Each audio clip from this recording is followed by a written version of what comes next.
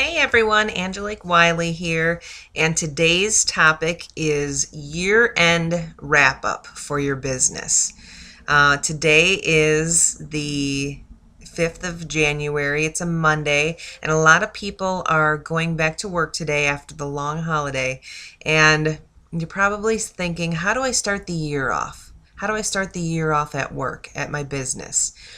Well, making sure that you've cleaned up from last year in all of your documents and you're saving all the correct documents for your business is really, really important. So I'm going to help you walk through what to keep, what you can throw away, what you can shred, and what needs to be scanned and that type of thing. Kind of just to help you through how to get organized and start your new year off properly, as well organized. I mean, everybody hates having tons of paperwork and a mess at their desk, and this is a really important topic for starting your year off fresh. So you're going to want to go through all your offices. This is not just yours as a manager or a director or anything. This is all your employees' offices as well, because your employees may have cubicles and they may have documents and paperwork at their offices too. This is for all your employees. All your employees need to go through all their documents as well. And whether you're going to be saving all these files, scanning them in electronically and saving them somewhere on a hard drive that's going to be saved, or getting bankers boxes together and putting these things in a safe storage area that's secure from moisture and fire. Doing these things is very important, and making sure that all your employees are involved in year-end cleanup of files is very important as well, because it teaches them in the future, if they ever run a business, how to get this done. So you want to go through obviously anything that says last year's date on it.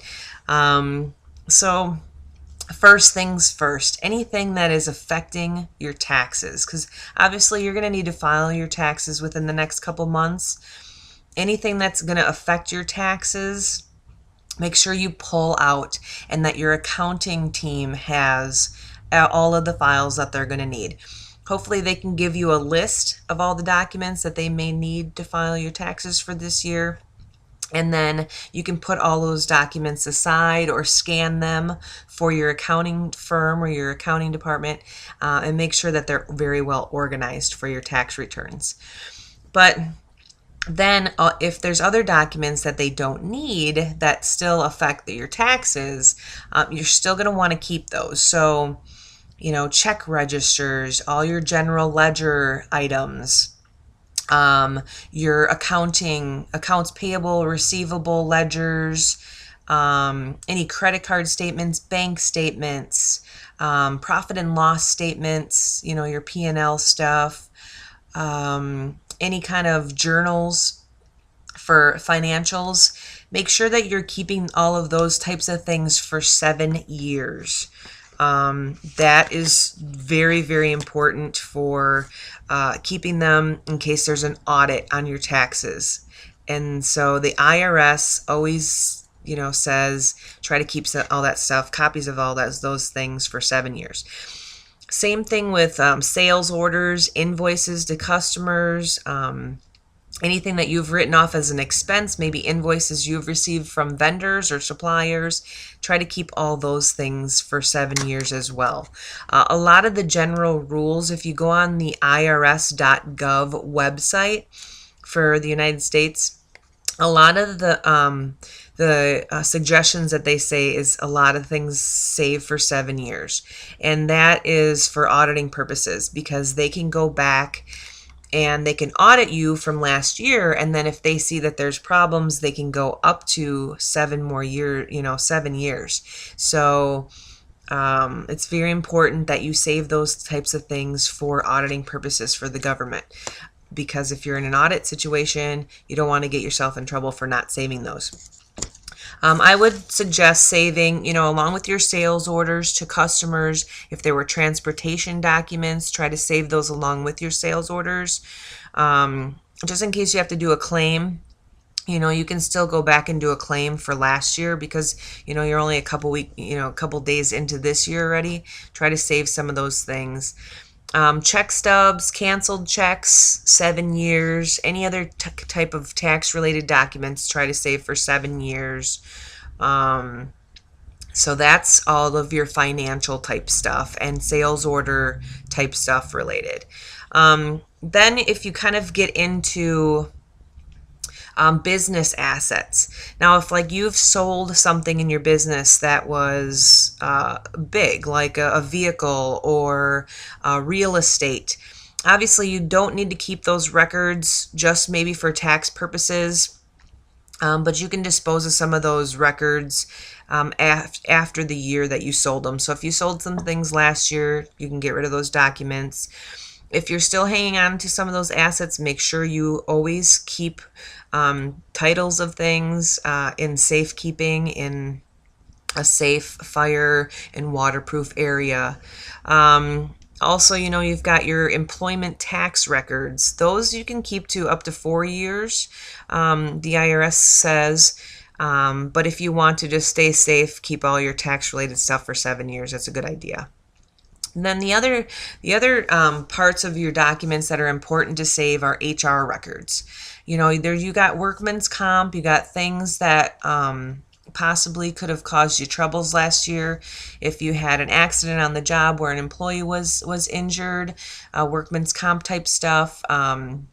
If you maybe had a discrimination claim or anything EEOC, equal opportunity employment records, you want to save all that stuff. So 7 years after an employee has left, keep their employment records for, any kind of discrimination case or something that might come up. Applicants that you never hired, still keep their records for up to 3 years. Accidents on the job, workman's comp claim, 7 years minimum, sometimes up to 10 years, depending on if their suit is still open with you because there was an injury and you're still paying medical claims. Discrimination type claims, you can save up to 4 years, sometimes even past that if the claim is still open. So just trying to cover yourself on the HR side of things to make sure that you're keeping records if there is a court case down the road and you need your attorneys to take some records with you as proof. You want to make sure that you keep those long enough. Just always be smart about your year-end cleanup. Don't just go shredding all your paperwork in your office. And it's okay to keep too much. And then in the years down the road, then you can get rid of things. It's better to keep too much than too little, because if something needs to be pulled, you would look kind of ridiculous not having it. And then remember, if you're banker boxing everything up for last year, make sure that you look in your storage unit and you pull everything that's from 8 years ago. Because if you're only keeping things for 7 years, make sure that in your storage unit you only have 7 years of goods. So you can probably get rid of those banker's boxes that were from 8 years ago and make sure you have 7 years worth. Some good guidelines are, scanning things electronically so you don't have to keep everything in banker's boxes is good. If you have things that you do need to get rid of, make sure you shred things. You don't want employees' social security numbers, your tax ID numbers, and all that stuff on documents going into the dump because people then can find your records. So make sure you have a shredder to shred things that you don't need to keep. Banker's boxes are always good. Make sure you have good, solid storage that is fire safe and water safe. There's a lot of public storages out there that do store documents for businesses. They specialize in that, so please take a look and find some. And then, like I said, always go on the internet. IRS.gov is a good website. Your accountant or your attorney probably has more information and checklists to help you out. And just make sure that you're covering your assets and you're protecting yourself. That's all that this is all about, protecting your business, protecting you, and starting your new year off on the right foot. So get going and